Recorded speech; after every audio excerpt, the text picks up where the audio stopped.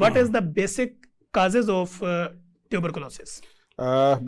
TB जो है ना जी, ये एक इन्फेक्शन ही है। जिस तरह नमूनिया एक इन्फेक्शन है, जिस तरह एक कोविड इन्फेक्शन थी, तो ट्यूबरकुलोसिस या तपेदिक ये भी एक इन्फेक्शन है।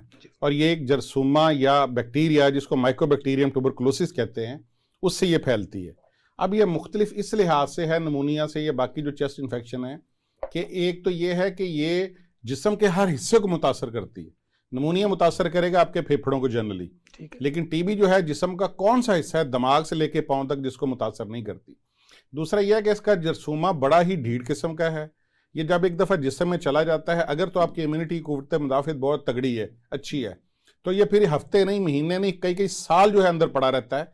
वरना बाकी जितने भी जरासीम जाते हैं, अगर आप एंटीबायोटिक ना भी लें, आपकी बॉडी के अंदर इतनी कुव्वत मुदाफ़ियत होती है कि बॉडी उसको ख़त्म खुद कर सकती है।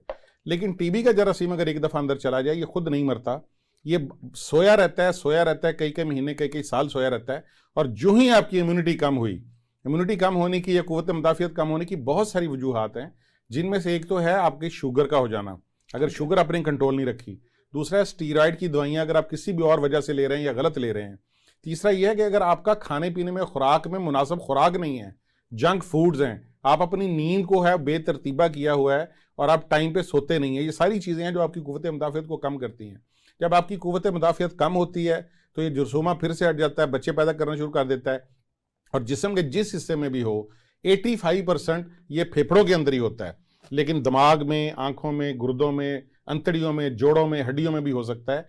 तो वहाँ पे फिर ये ग्रो करता है और जब अपने बच्चे पैदा करना शुरू कर देता है तो वहाँ पे एक बीमारी कॉज कर देता है जिसको तपेदिक या ट्यूबरकुलोसिस कहते हैं।